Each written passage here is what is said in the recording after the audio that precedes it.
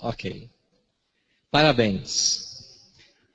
A lição da escola sabatina é o principal sistema de ensino da Igreja Adventista. Estamos vivendo o momento da sacudidura da igreja. E certamente sairão da igreja, ouça com muita atenção, certamente sairão da igreja os cristãos que não estão alicerçados na palavra. E ninguém pode estar alicerçado na palavra, alijado do estudo. Quem não estuda a lição de escola sabatina, vou fazer uma profecia aqui. Quem não estuda a lição de escola sabatina, cedo ou tarde, ele vai se apostatar da fé. Olá, sejam bem-vindos, amigas e amigos do YouTube. Bem-vindos ao campo. Que a paz e a graça do nosso Senhor Jesus Cristo seja com todos vós. Hoje venho aqui falar acerca do que está escrito na escola sabatina e também queria comentar o que este homem acabou de dizer, que por acaso até é alguém que eu admiro de certa forma, porque já aprendi algumas coisas com ele e com o programa Bíblia Fácil, mas fiquei um pouco desiludido ao ver ele a fazer estas afirmações. De forma alguma este vídeo, como todos os outros vídeos que eu faço, é para denegrir a imagem ou a personalidade de alguém. O que eu quero conseguir aqui é tentar mostrar a verdade às pessoas, como ela se encontra em Jesus Cristo, como ela se encontra na Bíblia. O que eu vou aqui também fazer, de certa forma, quero já dizer que também não quero denegrir a imagem da organização adventista e também gostaria de deixar claro que eu não sou da Igreja da Reforma Adventista, eu sou adventista do sétimo dia e o trabalho que eu faço não considero ser contra a organização adventista, mas sim contra o erro, o qual todos nós certamente sabemos, se formos sinceros, que está na organização, que está em certos homens e que a Igreja infelizmente tem-se vindo a afastar do que é a verdade. Eu vou só citar o que ele disse no vídeo, só para frisar, porque eu acho que é realmente algo que tem que ser visto. Ele diz que o principal sistema de ensino da Igreja Adventista é a escola sabatina. Eu diria que certamente a irmã White ou qualquer dos pioneiros não diria isto. Certamente eles iriam dizer que o principal sistema de ensino é a Bíblia e só a Bíblia. Ok, vamos dizer que a escola sabatina leva até à Bíblia, mas isto, o que este senhor acabou de dizer, realmente pode ser levado de outra forma pelas pessoas. As pessoas são muito preguiçosas hoje em dia e elas simplesmente querem tudo muito fácil. Então, ele ao dizer estas coisas, simplesmente pode dar a parecer que se a pessoa ler simplesmente a escola sabatina e os poucos versos que lá se encontram, seja da Bíblia ou seja ir pesquisar o Espírito de Profecia um pouco, que a pessoa estará a salvo ao fazer isto. E isto é um erro muito grande. E é por isso é que eu estou a fazer este vídeo, para frisar que a escola sabatina é escrita por homens e infelizmente nós sabemos pelas coisas que às vezes se encontram escritas na escola sabatina, quem sabe se não são os inimigos da nossa fé. Sim, estou a falar dos jesuítas, claro, dos católicos romanos que se infiltraram na nossa igreja e que escrevem estas coisas monstruosas que muitas vezes se encontram na escola sabatina. Mas se nós não estivermos fundados na rocha, certamente não vamos conseguir ver com olhos de ver o que é que se passa e o que é que se está a acontecer lá. Agora, para mim, o sistema de ensino principal de qualquer cristão é a Bíblia. Eu vou fazer os meus comentários e vou apresentar alguns versos. depois cada pessoa decide. O Espírito convence. Não sou eu, nem é ninguém. Quem convence é o Espírito. Então eu só tenho que apresentar o que o Espírito me tem apresentado a mim, e eu, todo o meu coração, espero que quem estiver a ver, veja. E o meu objetivo, como eu disse, é para nós realmente mantermos a nossa base, a nossa rocha, como sendo sempre as Escrituras e não os homens. E a escola sabatina é escrita por homens, não nos esqueçamos disso. Ok. A Bíblia certamente é a base de qualquer cristão, mas nós, como sendo adventistas do sétimo dia, se formos a Apocalipse 12:17, diz que este último grupo de pessoas, eles teriam o testemunho de Jesus Cristo, que em Apocalipse 19:10 diz que é o Espírito de Profecia. Então, certamente, para qualquer adventista, o Espírito de Profecia, que é os escritos da irmã Ellen White, em conjunto, em conexão com a Bíblia, são realmente a principal forma de educação de qualquer adventista, ou deveriam ser. Agora, ele depois diz outra coisa. Ele faz aqui uma profecia, diz ele, que para mim é algo que também não faz sentido. Ele diz: quem não estuda a lição da escola sabatina, cedo ou tarde, ele vai se apostatar da fé. Tem graça que a irmã White faz uma citação, ela faz uma declaração, uma afirmação semelhante a esta, mas ela de facto ela usa a carne e não a escola sabatina. Ela diz que aqueles que continuarão a comer carne certamente se afastarão do remanescente, do povo de Deus. Agora este homem aqui faz esta profecia aplicando a escola sabatina. É claro que eu não concordo com isto, porque eu próprio muito recentemente comecei a ler a escola sabatina e faz cerca de 3 anos que eu sou adventista e nunca senti a falta de ler a escola sabatina, nem nunca fui convencido pelo Espírito Santo a fazê-lo. Agora faço porque quero investigar, quero aprender o que é que está lá escrito, qual é a informação que lá está, por ter ouvido vários rumores, e não são rumores, de facto, são verdade, de coisas que estão escritas na escola sabatina que são contra a verdade. Então, eu leio a escola sabatina porque eu quero realmente encontrar, se houver algo para encontrar, algo que esteja errado, algo que vai contra a verdade, para eu poder, a cada sábado, levantar a minha voz e dizer a verdade. Em contraste com o que está escrito lá, eu possa ir e dizer há um outro lado da moeda e apresentar esse lado às pessoas que estão na escola sabatina. Esse é o nosso direito e devemos fazê-lo.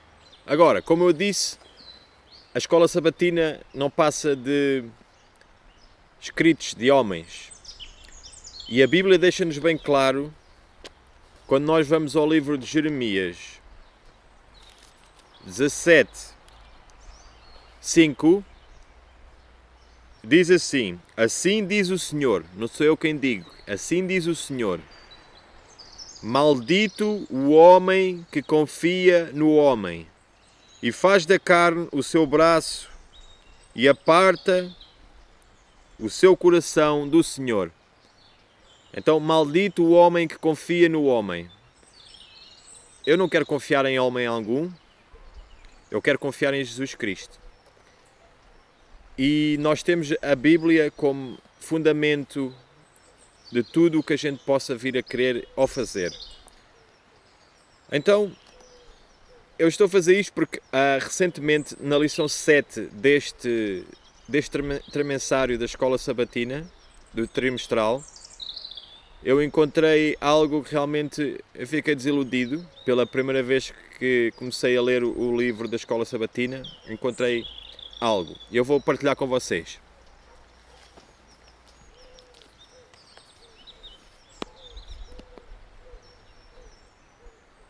Então aqui na lição 7, na página 47, eu encontrei algo que eu não fiquei muito agradado, não fiquei muito feliz com o que eu li aqui. E eu vou passar a ler. O título é o fruto do amor, na lição 7, página 47. Nas outras páginas realmente não encontrei assim nada que fosse que necessitasse de comentário. Agora aqui eu achei que realmente não representa bem o caráter de Deus, por isso levantei a minha voz no sábado passado e agora fiz este vídeo, ou estou a fazer este vídeo, para poder, no fundo eu quero alertar as pessoas para não confiarmos nos homens, mas confiarmos só na Bíblia. Vamos estudar mais a nossa Bíblia e confiar menos nos homens. Então aqui diz, no primeiro parágrafo, está a falar do amor, e como o amor é realmente a principal característica, e depois diz algo, o amor, não, diz, a maior virtude cristã é o amor. Eu comecei a pensar sobre isto, e quando eu li isto a primeira vez eu senti que o meu alarme soou logo, e eu senti que algo estava errado. Algo não me soava bem, não sei porquê. Eu no fundo sabia bem porquê. Porque eu comecei a pensar, se nós somos cristãos e cristão é descrito, é representado como sendo pequenos cristos, então será que a maior virtude de Jesus Cristo era o amor? Será que a maior virtude de Deus é o amor? Aqui há um grave perigo de nós irmos por uma estrada muito perigosa, que simplesmente a gente diz que Deus é só amor e não é justiça. E aqui é o problema. Deus é justiça e Deus é amor, da mesma forma. É um balanço perfeito entre estas duas qualidades que Deus tem, estas duas características. Deus é perfeito em justiça e é perfeito em amor. Se nós dissermos que Deus é só amor, a gente pode levar isso a um extremo, o qual se torna muito perigoso para as nossas almas. E vamos ler aqui uns versos só para concluir que Deus realmente é justiça, tanto como é amor. Se formos a Salmos 11, 7,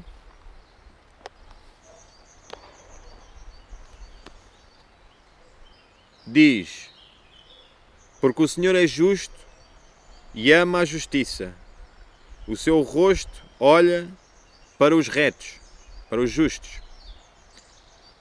Então o Senhor é justo, o Senhor é justiça e ama os que fazem justiça, os que seguem um caminho reto. E vamos ver mais um verso em Salmos 89, 14. E diz, justiça e juízo são a base do teu trono. Misericórdia, verdade irão adiante do teu rosto. Então aqui vemos estes dois versos, existem vários outros que explicam que Deus realmente é justo, é um justo juiz, e isso significa que Ele é justiça também. O erro, ao nós dizermos que Deus é só amor, ou é amor só, e ficarmos por aí, não explicarmos a outra face, é que realmente pode levar a um erro muito grande, como por exemplo, existem doutrinas dentro do mundo cristão, supostamente cristão, que dizem que realmente não vai haver julgamento, não vai haver um fogo onde as pessoas vão queimar, que Deus é demasiado, é amor, é muito amor, Deus é amor, que isso não é possível. Aí é um extremo onde as pessoas podem ir. Outro extremo é o que se vai ver um pouco mais à frente nesta página 47, onde se usa o amor como um sentimentalismo muito baixo para se chegar onde se quer chegar. Mas antes de continuarmos com a escola sabatina e o que está lá escrito, temos que ver aqui mais um verso que é muito importante, em Isaías 59. Isaías 59, verso 14, e diz assim: por isso o direito, podemos também, a palavra pode significar ou significa julgamento, por isso o julgamento se tornou atrás e a justiça se pôs de longe, porque a verdade anda tropeçando pelas ruas e a equidade não pode entrar. Sim, a verdade desfalece, e a quem se desvia do mal arrisca-se a ser despojado. Ou também podemos dizer, arrisca-se a ser chamado de louco. Quem se desvia do mal arrisca-se a ser perseguido e a ser chamado de louco. E o Senhor viu e pareceu mal a seus olhos que não houvesse justiça. E vendo que ninguém havia, maravilhou-se de que não houvesse um intercessor. Por isso o seu próprio braço lhe trouxe a salvação e a sua própria justiça o susteve. Pois vestiu-se de justiça como de uma couraça e pôs o capacete da salvação na sua cabeça e por vestidura pôs sobre si as vestes de vingança e cobriu-se de zelo como de um manto. Conforme foram as obras deles, assim será a sua retribuição. Furor aos seus adversários e recompensa aos seus inimigos. Aqui a última parte é a vinda do Senhor, aqui a partir do 17 e o 18. E o 14, o 15 e o 16 realmente falam que a justiça é posta de lado. Isto é antes da vinda do Senhor. É os últimos dias. E é o que se vê agora, infelizmente, em todo o mundo. Qualquer pessoa que se diga ser cristã, diz que é salva pela graça. Deus é só amor, não há justiça. Jesus morreu na cruz e nós podemos continuar a pecar. Deus é amor, Ele vai nos salvar pela sua graça. Onde é que está a justiça de Deus? Ela anda pelas ruas. Ela foi posta de lado. E infelizmente vemos isto aqui nesta lição da escola sabatina, onde só fala de amor e como é o maior fruto do Espírito, o amor. E a justiça? Onde é que está a justiça? Será que o Espírito Santo não tem justiça? Será que Deus não é justiça? É equilibrado. A justiça de Deus e o amor de Deus são equiparados. Não há um mais nem outro menos. É a mesma coisa. Mas o que a gente vê aqui nesta escola sabatina, infelizmente, é que o amor é exaltado. Há uma forma que depois vamos ver uma passagem da irmã White, que é um sentimentalismo que é de facto espiritismo. Já vamos ver esse verso, mas vamos continuar aqui na escola sabatina e um pouco mais à frente, depois deles apresentarem aqui esta afirmação gravíssima no meu ponto de vista, onde diz que a maior virtude cristã é o amor, e depois apresentam Coríntios 13, quer dizer, a gente faz uma afirmação destas e apresenta um verso só como base de uma doutrina assim, de uma coisa tão grave, dizer que amor é só o amor. Eu acho que isto é um erro, devia-se apresentar mais versos e se houvesse verdade nesta página 47 da lição 7, certamente a justiça iria estar lado a lado, não iria só ser o amor. Porque como eu disse, há um grave perigo de irmos por um caminho muito perigoso e não voltarmos desse caminho. E aqui vê-se para onde é que este caminho nos leva, o caminho do amor. Um pouco mais em baixo, nesta página 47 da lição 7, diz que o amor tem o poder de unir até mesmo aqueles que antes eram inimigos. E depois apresenta Lucas 6, do 27 ao 28, onde Jesus diz para nós amarmos os nossos inimigos. Se o Senhor diz, nós devemos fazê-lo. Vamos amar os nossos inimigos. Agora nós amamos o nosso inimigo e é necessário unirmos a eles. Eu amo todas as pessoas que realmente estão no erro e que eu sei que elas estão em trevas porque o inimigo alcançou-as com o seu laço. E eu amo essas pessoas, sinceramente. Mas posso eu unir-me a elas? Não, o amor realmente não necessita de união. Para mim, o que dá a entender aqui nesta passagem, onde eles dizem que o amor pode unir e até pode unir-nos com os velhos inimigos, ou com os inimigos antigos, isto para mim é uma linguagem ecuménica. É uma linguagem da serpente. E quem é o antigo inimigo? Quem é os inimigos de antigamente? Isto para mim é a união do protestantismo com o catolicismo, onde houve a separação no século XVI. Para mim é esta linguagem que está aqui expressa, para mim. Eu não tenho dúvidas sobre isto. Jesus diz em Lucas 6 para realmente amarmos o inimigo, não diz que é necessário unirmos ao inimigo. Se ele é nosso inimigo, nós realmente não vamos só por amor unirmos a ele, porque há uma razão porque ele é nosso inimigo. Porque ele vai contra a palavra de Deus, ele vai contra Deus. E quem vai contra Deus faz-se inimigo de Deus, automaticamente faz-se inimigo dos filhos de Deus. Agora, nós temos que ver o que é a união, de acordo com a Bíblia, a verdadeira união. E se nós formos a João 17, aqui é-nos mostrado a verdadeira união. E qual é a base da verdadeira união? Jesus diz em capítulo 17, versículo 17, ele diz: santifica-os na tua palavra, a tua palavra é a verdade.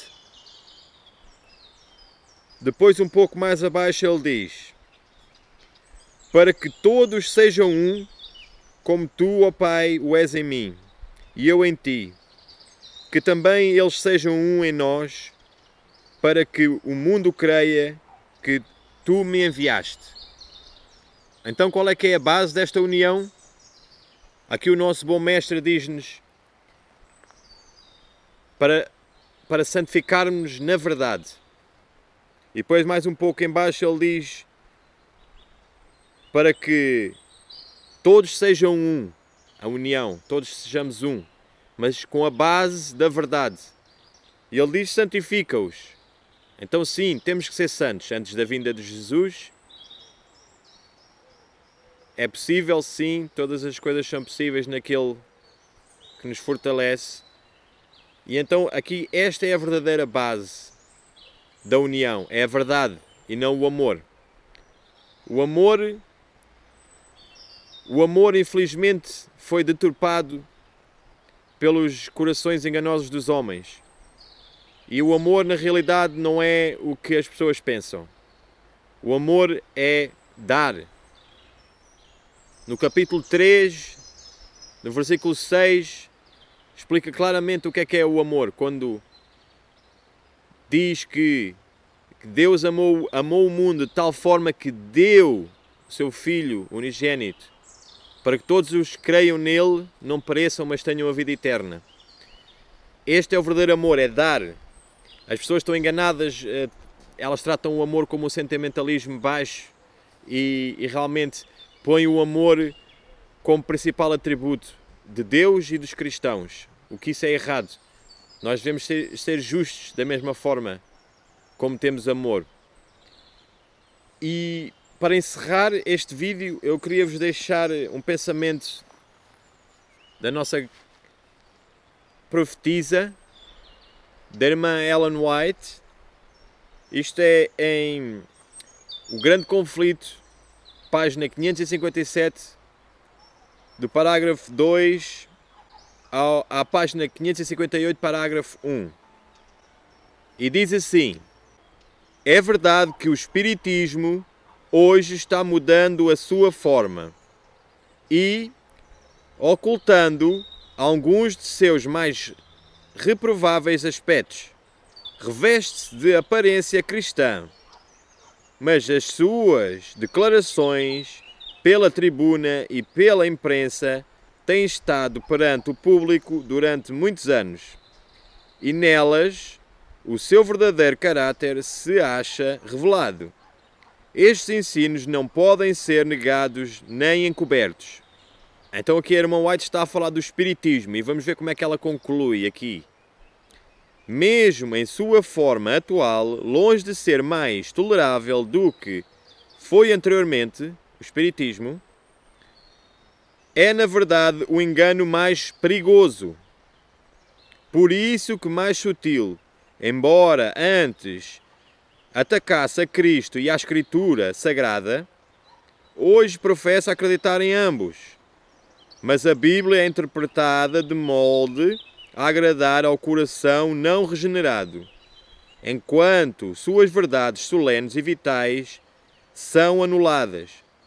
Preocupa-se com o amor como o principal atributo de Deus, rebaixando-o, porém, até reduzi-lo a sentimentalismo, pouca distinção fazendo entre o bem e o mal, a justiça de Deus, sua reprovação ao pecado, os requisitos de sua santa lei. Tudo isto é posto de parte. O povo é ensinado a considerar o Decálogo como letra morta. Fábulas aprazíveis, fascinantes, cativam os sentimentos, levando os homens a rejeitar as Sagradas Escrituras como fundamento da fé. Cristo é tão verdadeiramente negado como antes, mas Satanás a tal ponto cegou o povo que o engano não pode ser discernido. Então aqui claramente vê-se o que é que a irmã White pensa acerca de nós pormos o amor como principal atributo de Deus. Ela chama isso espiritismo, um sentimentalismo baixo que põe à parte a lei de Deus e que põe à parte nós escolhermos o que é certo e negarmos o que é errado. E é isto que se passa na igreja hoje em dia, infelizmente, onde é-nos mostrado isto na escola sabatina e é-nos mostrado isto dos púlpitos. Que Deus é amor, que Deus é amor, que Deus é amor. E não há justiça. Mas já há justiça com Deus. E todos nós um dia a veremos. Só espero que você consiga, como eu também o consiga, seguirmos em frente neste caminho e realmente vermos que Deus é a justiça e vermos que estamos neste momento sob o julgamento. Deus encontra-se a julgar-nos. Jesus está no lugar santíssimo e o nosso caso pode passar pelas mãos dele a qualquer momento e que nós estejamos no bom caminho e de bem com Deus neste dia, porque amanhã não nos é garantido. E hoje é o dia para sermos santos. Não é amanhã, não é daqui a 15 ou 20 anos, mas é hoje, porque nós podemos morrer a qualquer momento.